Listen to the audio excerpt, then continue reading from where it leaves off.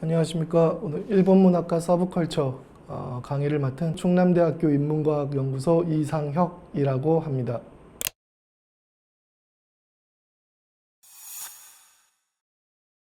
오늘은 제4강 일본 문학과 서브컬처 강의를 맡은 충남대학교 인문과학연구소 이상혁이라고 합니다. 여러분들은 일본 문학과 서브컬처라는 주제를 들었을 때 어떤 질문이 먼저 떠오르십니까? 문학과 서브컬처라는, 일본 문학과 서브컬처라는 두 가지 조금 다른 이질적인 두 가지 단어 혹은 주제가 결합을 했는데요. 저 같은 경우에는 첫 번째로는 문학과 서브컬처의 직접적인 결합, 혹은 결부라는 측면이 떠오르고요.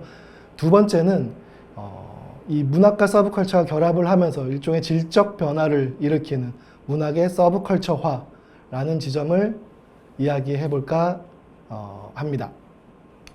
먼저 문학과 서브컬처의 결합 혹은 결부인데요. 여러분들이 어렸을 때 읽었은 루이스 스티븐슨의 소설 보물섬, 유명한 소설이죠. 모험 소설이자 아동 소설로 굉장히 유명한 소설인데요. 이런 소설, 원작을 기반으로 애니메이션화하는 것이 문학과 서브컬처의 결합의 대표적인 예 중에 하나입니다. 이 화면에서 예 1로 되어 있는 루이스 스티븐슨의 소설 보물섬을 일본의 유명한 애니메이션 감독이죠. 데사키 오사무 감독이 애니메이션으로 보물섬을 만든 예가 있습니다.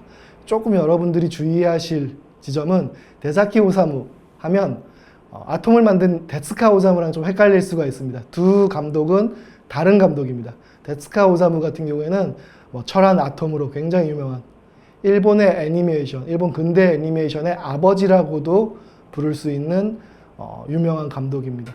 지금 일본의 애니메이션 산업, 서브컬처 산업을 이룬 감독이라고도 할 수 있을 것 같습니다. 물론 이 데스카 오사무 감독의 경우 리미티드 애니메이션이라고 하죠. 원가를 절감하기 위해서 컷을 반복해서 쓴다든지 1초에 24프레임으로 되어 있는 컷을 7, 8프레임으로 줄인다든지 이런 식으로 원가 절감을 하면서 방송국으로부터 이 애니메이션 작업을 따내기도 했었습니다. 그렇게 만들어진 철원 아톰 같은 경우에는 전후 일본의 상징과 같이 여겨지면서 데이트를 치고 애니메이션 붐이 일어나게 되는 시초라고 할 수 있을 것 같습니다. 물론 거기에는 어둠, 그림자도 있습니다. 너무 이렇게 원가 절감에 신경을 쓴 나머지 이 일본 특유의 리미티드 애니메이션이라는 것은 원가 절감을 바탕으로 기반으로 성립을 하면서 최근에 현대까지도 이 애니메이터들이 박봉에 시달리는 애니메이션 산업에 자본이 많이 투입이 안 된다라고 해야 될까요? 그 자본이 애니메이션 업계에서 일하는 사람들에게 잘 돌아가지 않는 그런 구조를 만들었다는 비판을 받기도 합니다. 그 감독이 데스카 오사무 감독이고요. 여기서 말씀드리는 데사키 오사무 감독은 여러분들 그 움짤 혹시 아시나요? 그 하얗게 불태웠어 라고 하면서 이렇게 링 위에 앉아있는 복서의 모습이 그려진 그게 내일의 조라는 작품인데요. 이 내일의 조의 애니메이션을 맡은 감독이기도 합니다. 데사키 오사무의 내일의 조 같은 작품은 움짤로 유명합니다만 전공투라고 불리는 일본의 60년대 학생운동을 대표하는 작품이기도 합니다. 물론 원작이 있는 만화가 있는 작품입니다만 여기서 이 아시키조라고 하는 주인공은 강적들과 쌓아나가면서 본인이 죽을지도 모르는 상황에서 마지막 챔피언과의 결전을 치릅니다. 이런 자기희생적인 투쟁의 과정들은 60년대 일본의 개혁을 갈망했던 학생운동 세대의 상징적 아이콘처럼도 받아들여지고 있습니다. 지금은 약간 움짤로 쓰이면서 하얗게 불태웠어가 약간 코믹적인 요소로도 쓰입니다만 저도 우리 재밌게 그 움짤들을 보고 있습니다만 당대에는 이 사회를 시대를 바꾸려고 하는 젊은 층들의 바람이 투영된 캐릭터이자 작품이라고도 볼 수 있을 것 같습니다. 이 작품, 내일의 조라는 작품을 데사키 오사무 감독은 빛을 이용해서 빛이 막 반짝반짝하는 장면이라든지 거친 펜선이라든지 이런 것을 통해 그 거친 투쟁의 과정 혹은 고독하게 투쟁해 나가는 과정을 정말 잘 그려낸 명작 이라고 생각을 합니다. 조금 오래된 작품이기는 합니다만 여러분들도 관심이 있으시면 한번 좀 보셨으면 좋겠습니다. 또 하나는 베르사유의 장미. 순정 만화로 알려져 있는 작품이기도 하죠. 원작은 순정 만화로 불리는, 한국에선 순정 만화라고 이야기를 하고 일본에선 여성향 만화라고도 불립니다. 원작이 있습니다만 이걸 굉장히 잘 애니메이션으로 바꿔 만든 것이 데사키 오사무의 베르사유의 장미입니다. 한국에서도 많이 방영되었죠. 저도 보면서 굉장히 재밌게, 그리고 눈물을 흘리면서, 마지막에 주인공이 죽는 장면이라든지 이런 부분에서 눈물을 흘리면서 봤던 작품입니다. 이 작품 역시 시대와 좀 연관시켜서 설명을 하면 프랑스 대혁명이라는 시기에 오스칼이라고 하는 여성이 남장을 해가면서 근위대로서 그 혁명이라는 변화의 시대와 이 귀족이자 여성인 오스칼이라는 인물이 그 격동의 시기를 살아나가는 것을 굉장히 잘 그려낸, 그 심리 묘사부터 시작해서 때때로 필요할 때는 거친 펜선이라든지 빛이라든지 이런 것을 통해 감정 묘사를 굉장히 잘 해낸 작품이라고도 생각을 합니다. 또 여기서 예로 들었던 보물선 같은 경우에도 유명한 데사키 오사무 감독의 대표작이고요.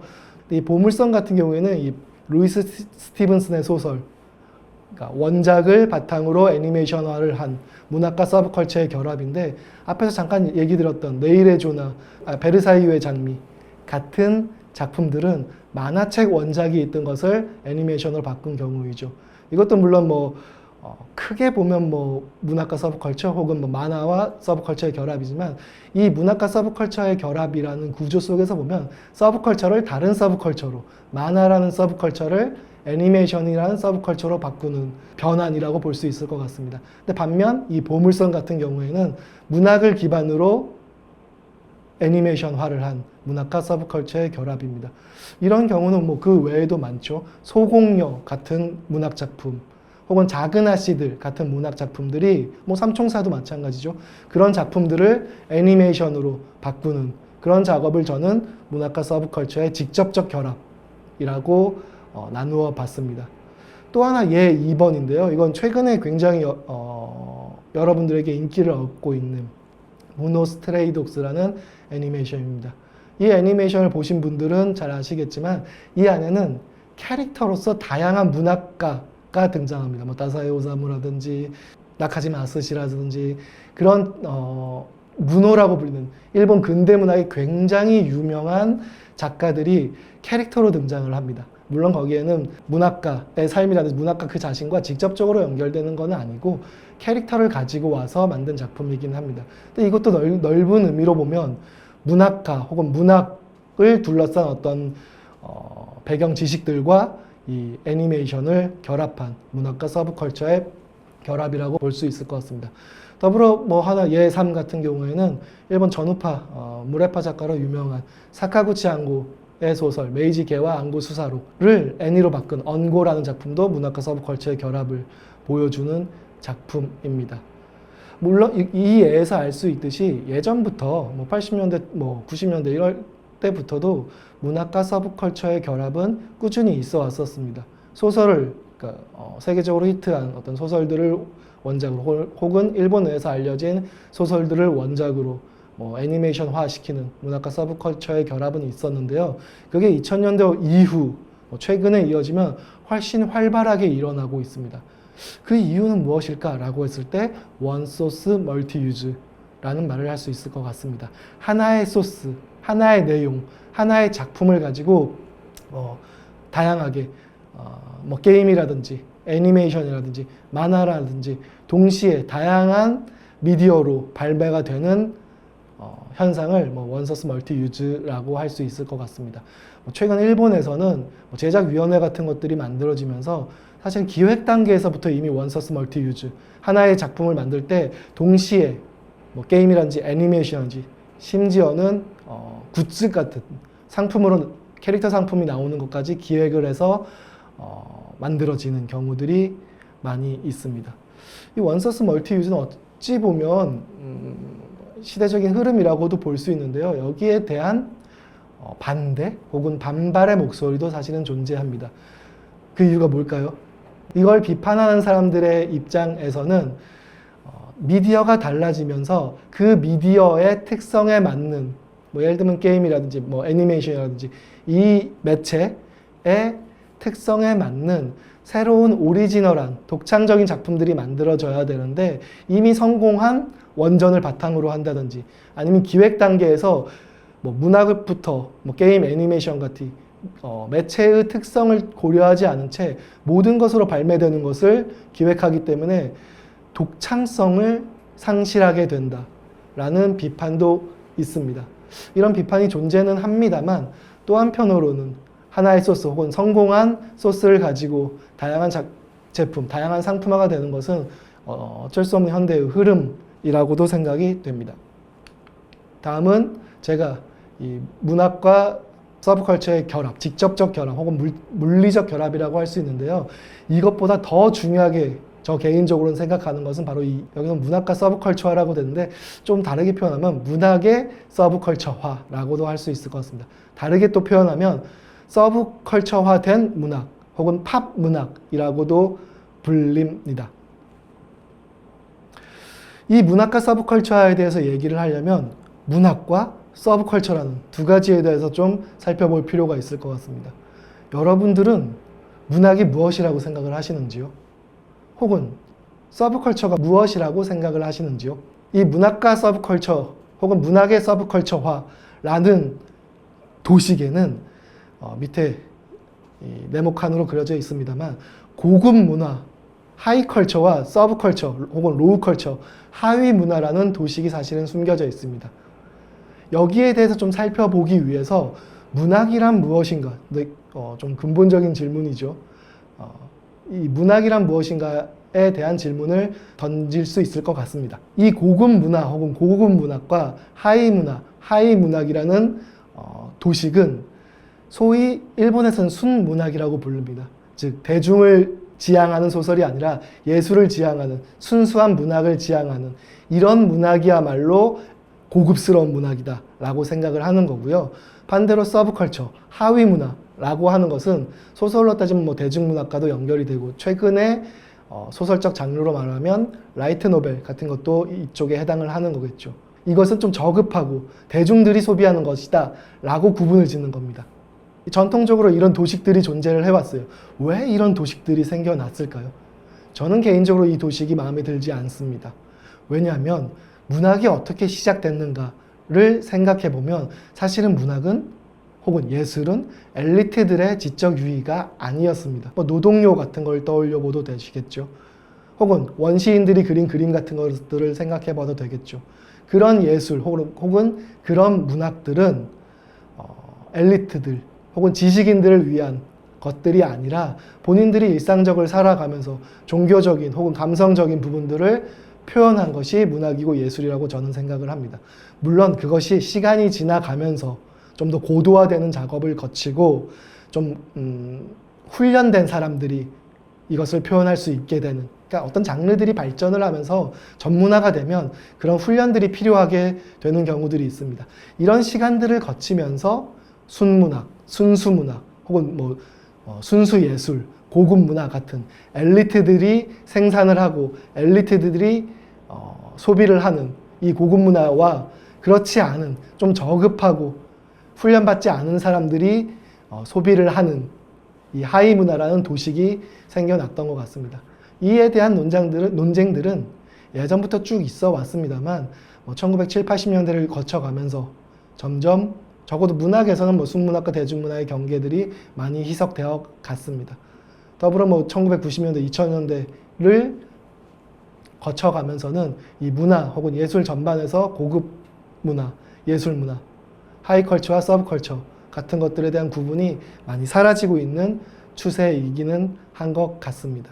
근데 이 2번 문학과 서브컬처화 혹은 문학의 서브컬처화라는 것은 소위 고급 문화, 엘리트들의 훈련된, 고도로 훈련이 된 이 문학이라는 것이 일종의 서브컬처화, 훈련받지 않은 어떤 모습들 혹은 하위 문화적인 요소들을 띠게 된다라는, 앞에서는 문학이라는 원작을 기반으로 애니메이션이라는 서브컬처 혹은 게임이라는 서브컬처들이 물리적으로 결합하는 이야기였다라고 한다면 이 두 번째는 문학이라는 어떤 질적인 부분이 서브컬처라는 질적인 부분으로 변화해 간다라는 일종의 화학적 결합이라고도 얘기할 수 있을 것 같습니다.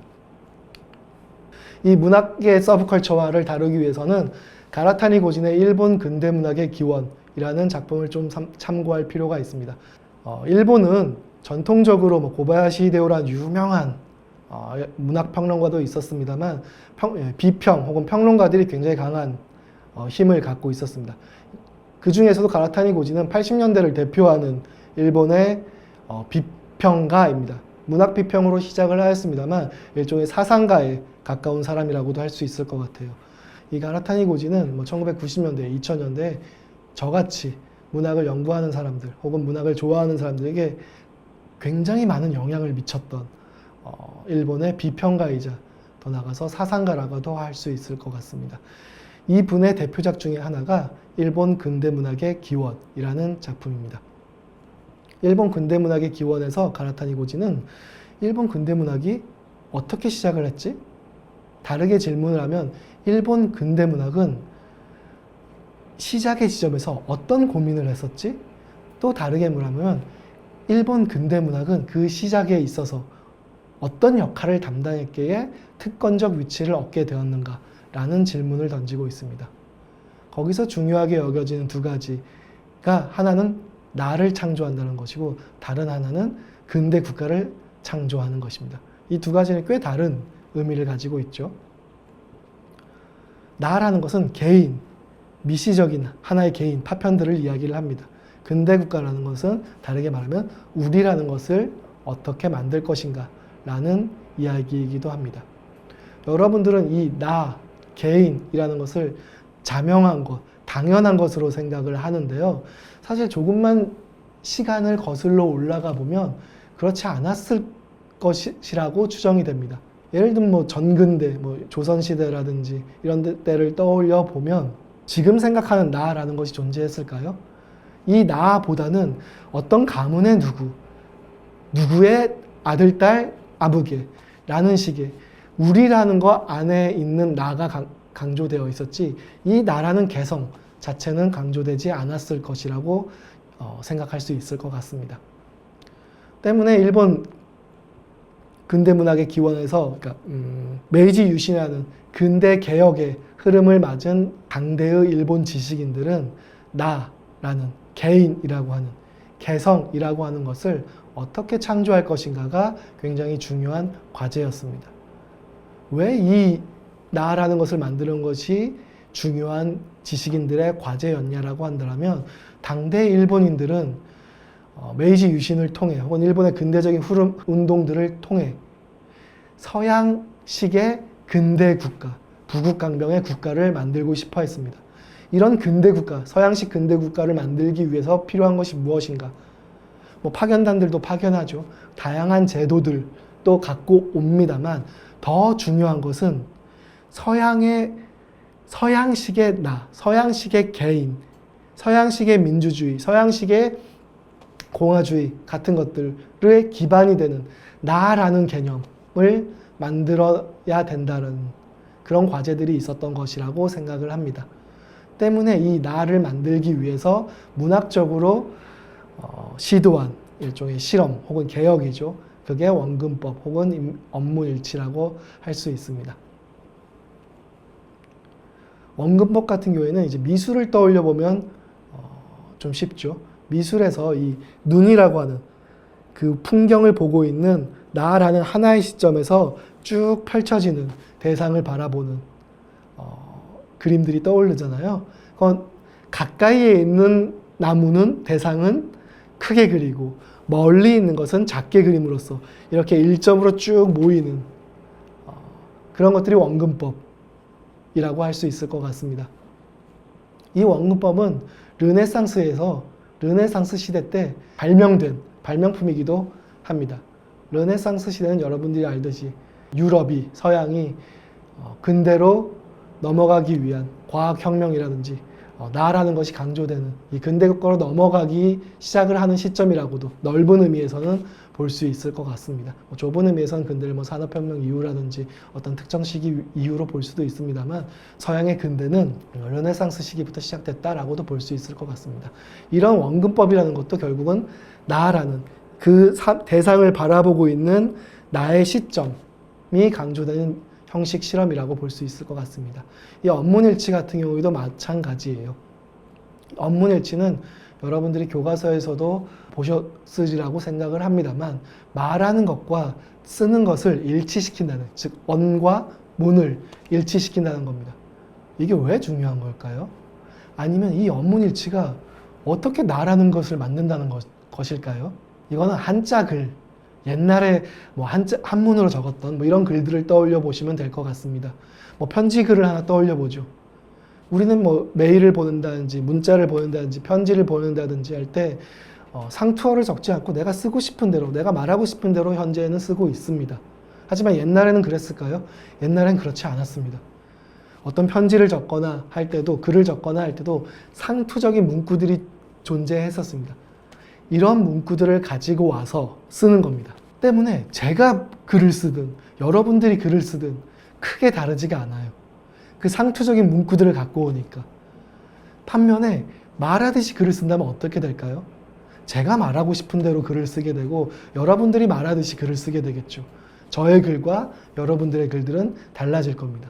즉 언문일치, 말하듯이 글을 쓰게 되는 이 문학적 실험은 각자의 개성들이 드러나게 되는, 나라는 개인을 만들어내는 문학적 형식 실험이라고도 할 수 있을 것 같습니다. 반면 일본 근대문학기관에서 또 하나 강조하는 근대 국가에 대해서 조금 생각을 해보도록 하죠. 지금 우리는 한국인, 일본인, 프랑스인 당연한 거고 자명한 거라고 생각합니다. 우리 주변에 보이는 사람들 한국인이지, 프랑스인이지 이렇게 생각을 합니다. 과연 이런 생각, 이런 구분도 과거에도 그랬을까요? 그렇지 않았을 거로 생각을 합니다. 이 책에서는 프랑스를 예로 드는데요. 카이사르의 갈리아 정복기, 갈리아 전기라고 하죠. 유명한 책이죠.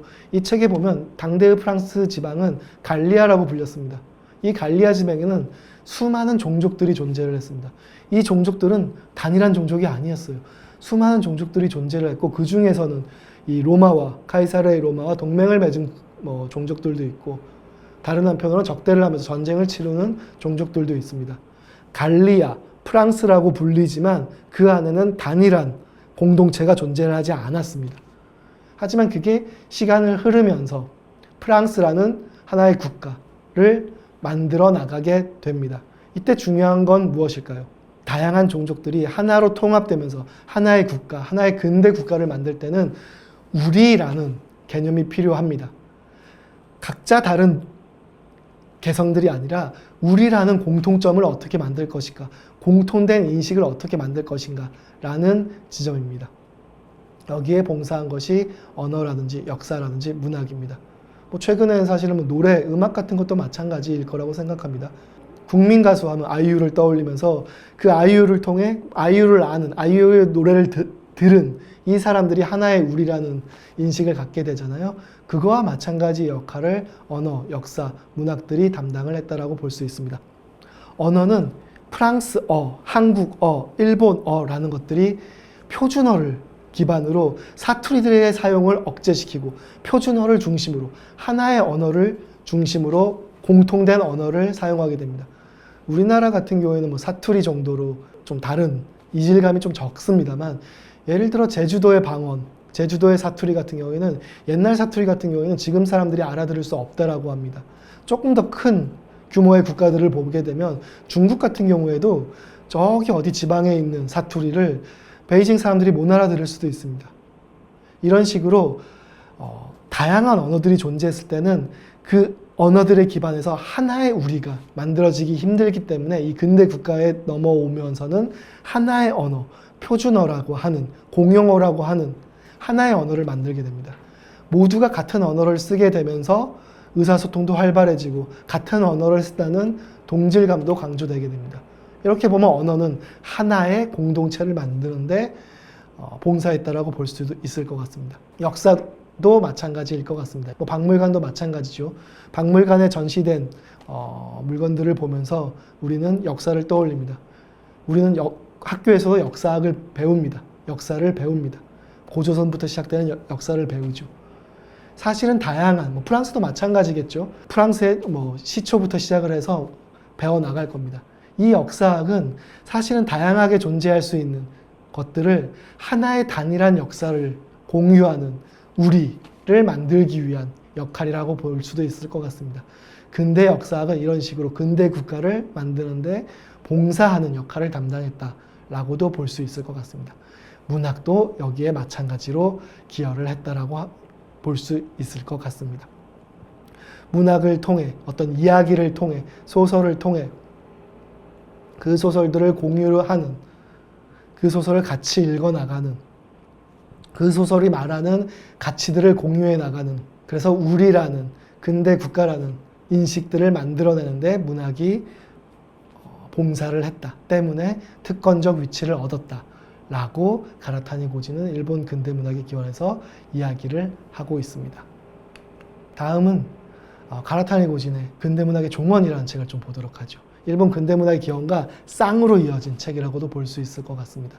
제가 앞에서는 이 근대문학이, 특히 뭐 일본의 근대문학이 어떻게 특권적 위치를 얻게 되었는가, 한편으로는 나라는 것을, 개성을 만들어내는 역할을 담당했고, 또 한편으로는 근대 국가라는, 우리라는 공통적인 관념, 개념을 만들어내는 데 봉사했기 때문에, 즉 근대 국가를 만들기 위한 중요한 형식 혹은 중요한 영역이었다는 점에서 특권적 위치를 얻었다라고 이야기를 합니다.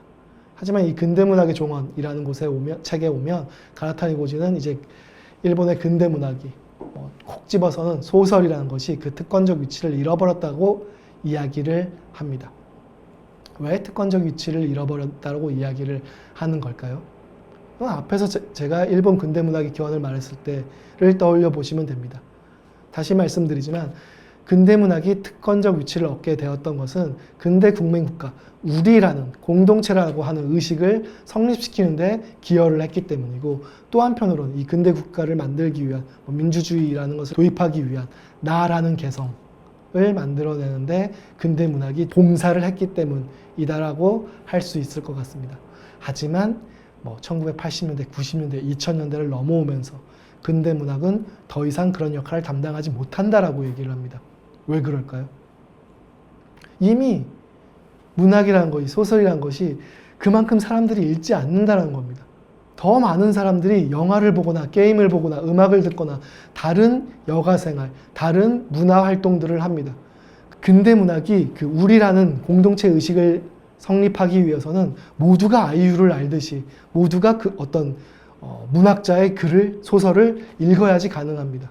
하지만 현대에 들어오면서는 다양한 미디어들이 발달을 하면서 더 이상 문학은 그런 우리라는 공동체 의식, 공통된 의식을 만들어낼 수 있는 역할을 담당할 수 없게 되었다라고 볼 수 있을 것 같습니다. 또 한편으로는 시대가 변화했다라는 지점이 또 있을 것 같습니다. 이거는 이후에 좀 더 이야기를 하도록 하겠습니다. 다음은 오스카 에이지라는 유명한 일본의 역시 비평가입니다. 서브컬처 문학론이라는 대표작을 적은 편집자이자 잡지 편집자이자 만화가이자 시나리오도 적고요. 작가이자 비평도 하고 지금은 대학에서 교수를 하고 있는 분이십니다. 이 오스카 에이지는 이 서브컬처 문학론이라든지 일련의 서브컬처를 다루는 글들을 발표하면서 앞에서 저희가 구분을 했던 고급 문화와 하위 문화라고 하는 구분들을 없애는 데 크게 기여를 했던 사람 중에 하나입니다. 학계도 좀 보수적인 측면이 있다 보니까 문학을 연구한다 하면 순수 문학, 고급 문화로 규정되는 문학들을 연구를 했어야 됩니다. 과거에는. 근데 오스카 에이지가 1980년대를 거쳐 나가면서 이런 서브컬처에 대한 연구들을 시작을 하게 되면서 연구자들도 이 소위 하위 문화, 서브컬처 혹은 대중문화를 연구할 수 있게 되는 역할에 큰 기여를 한 사람 중에 하나입니다. 이 분이 문학의 서브컬처화라는 이야기를 합니다. 정확하게는 서브컬처화된 문학이라는 표현을 쓰는데요. 고급 문화로서의 문학이 이제는 질적인 변화가 일어나서 서브컬처적인 문학이 되었다라고 이야기를 합니다. 그래서 뭐 서브컬처화된 문화, 팝 문학 등으로 어떻게 보면 약간 비꼬는 식으로 이야기되었습니다. 불려지었죠. 서브컬처에 대한 문학은 더 이상 엘리트 생산자만이 아니라 소위 오타쿠로 불리는, 이전까지는 단순히 소비만 하던 혹은 하위문화 관련자로 여겨졌던 계층들이 생산자로 등장을 하게 되었다라는 이야기를 합니다. 문학이 서브컬처화가 되면서 고급 문학과 서브컬처의 경계선이 희미해지면서 고급과 하위, 고급과 열등이라는 도식들이 해체되어가는 지점들을 이야기를 합니다. 이 위에서 서브컬처화된 문화, 팝 문학 같은 걸 제가 좀 비꼬는 거라고 얘기를 했습니다만, 이 부분은 당대의 무라카미 하루키라든지 다나카 야스오라든지 다카시 게니치로라든지 이런 소위 말하는 기존의 순문학과는 다른 문학들을 하는 사람들이 나타났을 때 이들을 비꼬는 말로도 좀 쓰입니다. 조금 의아한 지점이 있죠. 무라카미 하루키 같은 경우에는 노벨상 후보자로도 거론되고 있는데 당대에는 이런 문학 같지 않다라는 비판도 많이 들었습니다. 무라카미 하루키에 대해서 좀 이야기를 해보도록 하겠습니다. 자연스럽게. 앞에서 말했듯이 지금 무라카미 하루키는 노벨상이 발표될 무렵이 되면 그 유력한 후보로 항상 꼽힐 정도로 세계적으로 인정받는, 세계적인 베스트셀러이자 문학적으로도 인정을 받는, 예술적으로도 인정을 받는 작가입니다. 하지만 당대에는 많은 비판을 받기도 했었습니다. 이분의 초기작 바람의 노래를 들어라, 1973년의 핀볼, 양을 쫓는 모험을 청춘 3부작이라고 불리면서 초기작들로 불리웁니다. 무라카미 하루키의 청춘 3부작 중에 바람의 노래를 들어라 짧게 설명을 드리면, 군조상을 받으면서 이 바람의 노래를 들어라 무라카미 하루키는 문단에 들어오게 됩니다. 데뷔작이죠. 이 바람의 노래를 들어라에서는 사실 특별한 서사, 스토리가 없습니다. 거기에 떠도는 것은 일종의 쓸쓸한 분위기, 나라는 주인공과 쥐라는 또 친구 캐릭터도 등장을 하고요. 몇몇 캐릭터들이 등장을 합니다만 서사적 흐름, 이야기는 존재하지 않은 채 거기에 내가 갖고 있는 혹은 쥐가 갖고 있는 쓸쓸함 같은 것들이 강하게 나타나고 있습니다. 원래 지금 제가 설명을 드렸듯이 이 초기작들 같은 경우에는 나라는 개인의 쓸쓸한 감성, 감정, 분위기 같은 것들이 강조되었다라고 이야기를 했는데요. 때문에 이 초기작들을 비판하는 또 사람들은 이 무라카미 하루키 소설에는 계급성이 존재를 하지 않는다, 현실성이 존재하지 않는다 라는 비판도 합니다. 하지만 저는 무라카미 하루키를 굉장히 좋아하는 입장에서 전기작도 후기작도 지금의 작품들도 둘 다 좋아합니다. 근데 저는 개인적으로 말하면 이 초기작들을 조금 더 좋아합니다. 여러분들도 좀 그 무라카미 하루키를 혹시 읽어보려고 하신다면 두 분위기가 좀 다르다, 최근에 나오는 무라카미 하루키와 초기작들은 그 분위기가 좀 많이 다르다는 것을 참조하시면서 읽을 책을 선택하시거나 하셔도 좋을 것 같습니다. 이 무라카미 하루키는 당대에 왜 비판을 받았던 것일까요? 앞에서 언급했던 가라타니 고진도 이 무라카미 하루키를 비판을 했던, 맹렬히 비판했던 사람 중 한 명입니다. 여기 적혀진 것을 읽어보면 무라카미 하루키는 근대문학의 맹점인 도가론을 반복한다고 비판을 합니다. 조금 어려운 부분이죠. 도가론이라는 부분. 이 부분을 좀 자세하게 다루기 위해서는 좀 어려운 내용들이 나오니까 최대한 간단히만 이야기를 하겠습니다. 앞에서 저희가 봤던 일본 근대문학의 기원에서 한편으론 일본 근대문학의 역할은 나라는 것, 개성이라는 것을 만들려고 하는 시도였다라고 했잖아요. 근데 이 시도 속에서 가라타니 고진이 비판적으로 바라보는 것은 이 사물, 세계를, 대상을 바라보는 일점, 하나의 시점만이 남게 된다. 즉 나의 시점만이 중요하게 여겨진다는 것을 비판적으로 해석을 합니다. 근데 이 똑같은 것이 현대의 무라카미 하루키의 문학에서도 반복되고 있는 것이 아닌가라는 비판입니다. 즉 무라카미 하루키는 나라는 시점, 나의 생각, 나의 관점만을 너무 중요시 여기고 있는 것이 아닌가라고 비판을 합니다. 나의 시점을 강조한다는 것은 타자, 나 이외의 사람들에 대한 관점이 희석된다라는 비판 지점이기도 합니다. 반면 오스카 에이지도 무라카미 하루키를 어느 정도 비판적으로 바라봅니다. 가라타니 고진처럼 맹렬히 비판한 것은 아닌데요. 일정 부분 비판을 하고 있는 지점은 사실 무라카미 하루키만이 아니라 서브컬처화된 문학 자체에 대한 것일 수도 있습니다. 오스카 에이지는 이 무라카미 하루키라든지 다나카 야스오라든지 다카하시 게니치로 같은 당대에 등장을 했던 작가들을 패러디 문학으로 규정을 합니다.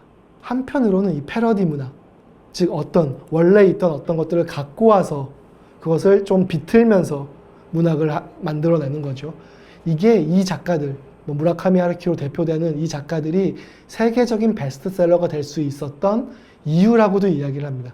즉 신화의 보편적인 원형적 구조, 보편적인 원래 있었던 무언가를 갖고 와서 이야기 구조를 갖고 와서 차용함으로써 일본인이 읽든 한국인이 읽든 서양인이 읽든 공감을 할 수 있는 보편성을 획득할 수 있었다 때문에 세계적인 베스트셀러가 될 수 있었던 이유였다라고 일정 부분 긍정적인 이야기를 합니다. 하지만 이 패러디 문학, 무언가 원래 있던 것들을 가져와서 그것을 조금 비틀면서 만든다는 것이 단점이 있다고 이야기를 합니다.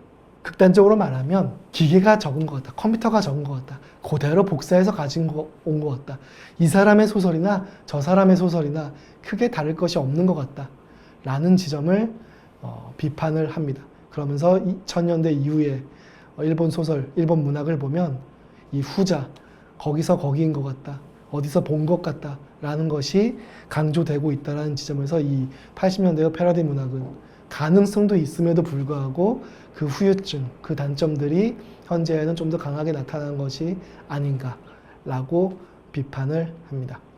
이 문학의 서브컬처화를 둘러싸고 마지막으로 볼 것은 아즈마 히로키라는 비평가입니다. 동물화하는 포스트 모던이라는 작품으로 유명한 비평가입니다. 2000년대 이후에는 일본 비평계의, 일본 사상계의 원톱이라고도 할 수 있을 사람입니다.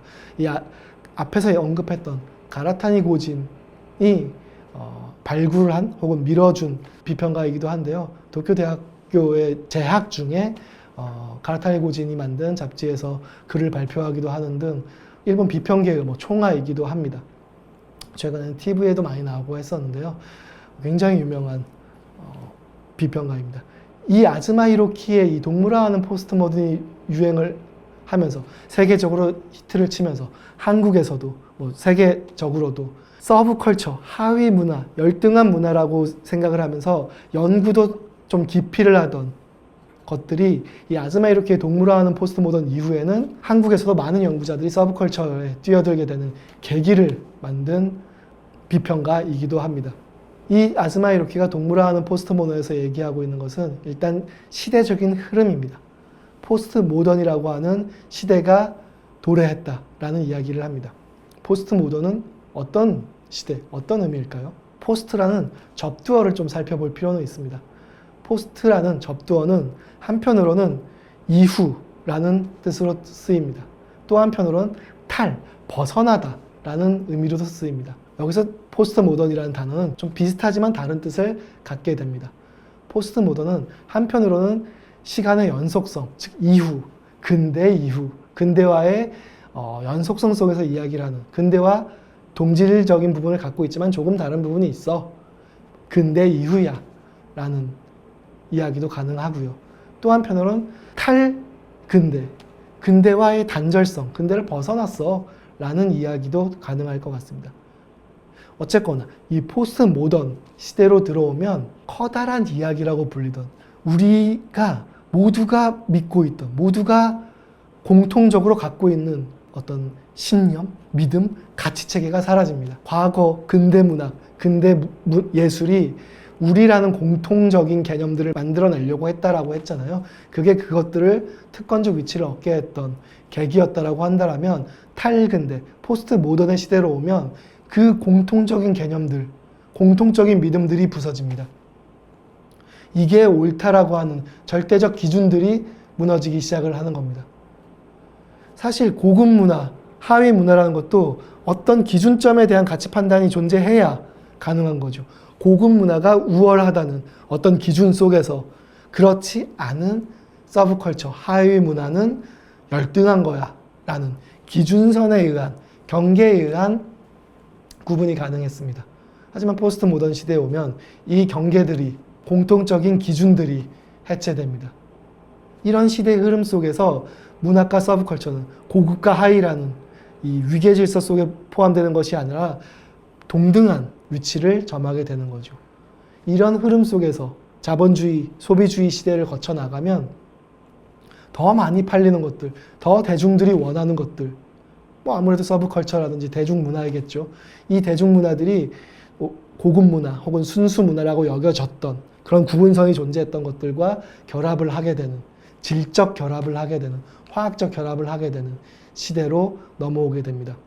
물론 이 아즈마 히로키가 동물화하는 포스트 모던에서 말하는 것은 뭐 이 데이터베이스 소비 2층 구조 같은 이야기를 하는데요.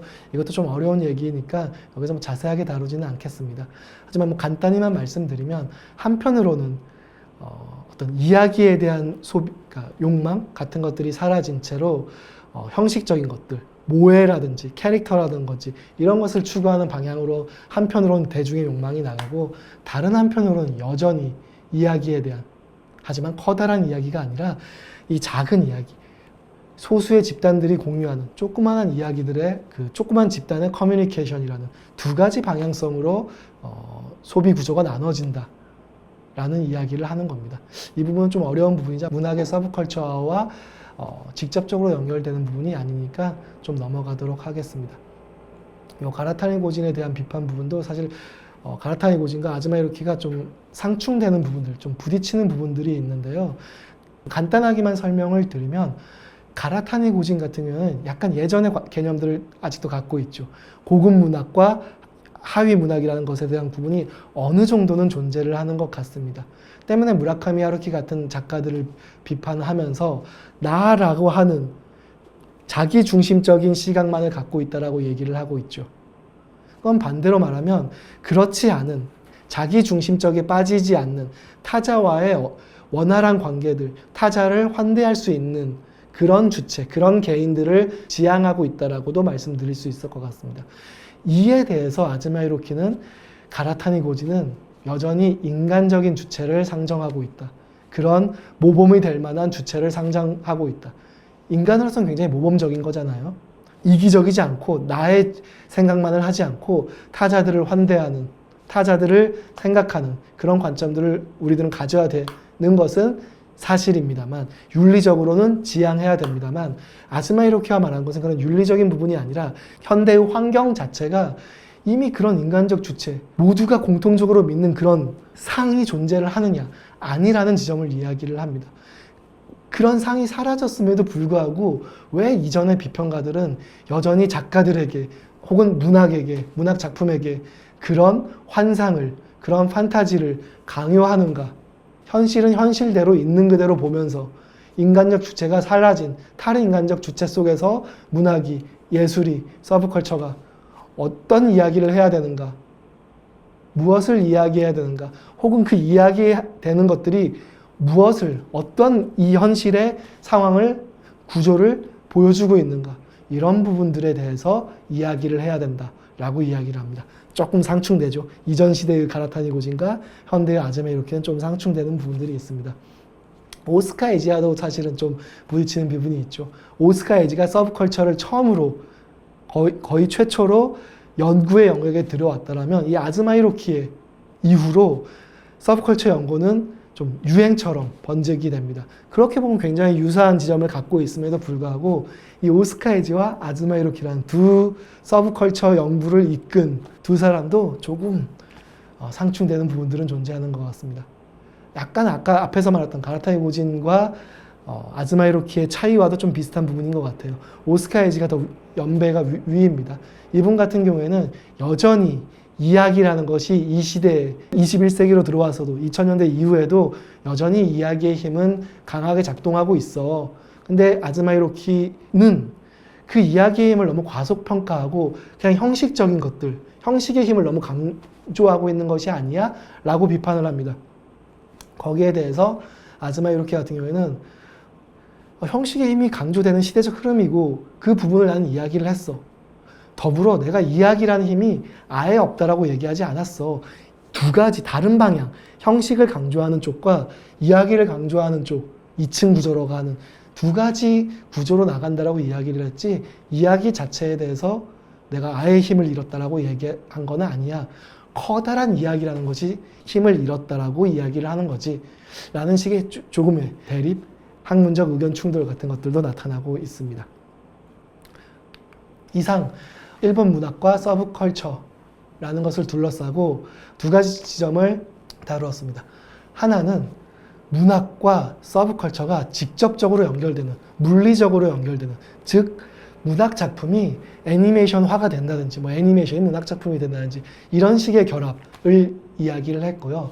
두 번째로 이야기를 드렸던 것은 문학과 서브컬처가 질적인 결합, 화학적인 결합들을 하는 이야기를 했습니다.